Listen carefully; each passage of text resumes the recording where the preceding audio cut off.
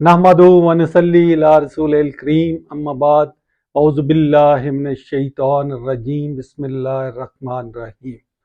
جنرمن، آج میں آپ کو اللہ تعالیٰ کے کلام سے اللہ تعالیٰ کی اس برکت کے بارے میں بتاؤں گا جس سے ہمیں شفا ملتی ہے۔ میری خود بھی یہ عادت ہے کہ میں روزانہ الحمدللہ ان تمام دعاؤں کو پڑھتا ہوں، اور اللہ کا لاکھ لاکھ شکر ہے، اس کی ذات کا لاکھ لاکھ شکر ہے کہ بالکل خیر و عافیت اور تندرستی سے رہتا ہوں۔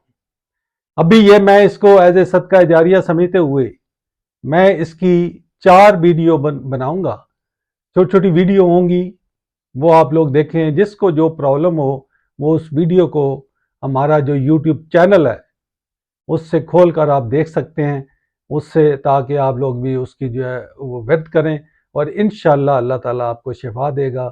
بے شک اللہ تعالیٰ شفا دینے والا ہے۔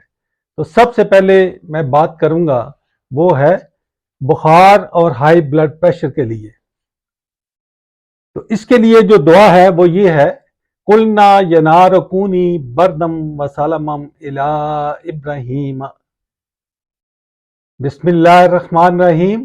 قُلْنَا يَا نَارُ كُونِي بَرْدًا وَسَلَامًا إِلَىٰ إِبْرَاهِيمَ۔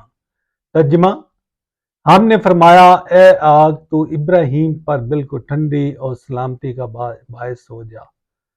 ہم نے فرمایا اے آگ تو ابراہیم پر بالکل ٹھنڈی اور سلامتی کا باعث ہو جا۔ یہ جو دعا ہے، جس کو بھی گرمی سے بخار آتا ہو وہ اس آیت کو لکھ کر تعویذ بنا کر گلے میں ڈال دیں، انشاءاللہ بخار جاتا رہے گا۔ ہائی بلڈ پریشر کے لیے اس آیت مبارک کو 41 مرتبہ پڑھیں یا لکھ کر گلے میں ڈال لیں، اول و آخر درود شریف ضرور پڑھ لیں۔ انشاءاللہ اللہ تعالیٰ کی مہربانی سے آپ بالکل ٹھیک ٹھاک ہو جائیں گے اور ٹھیک رہیں گے۔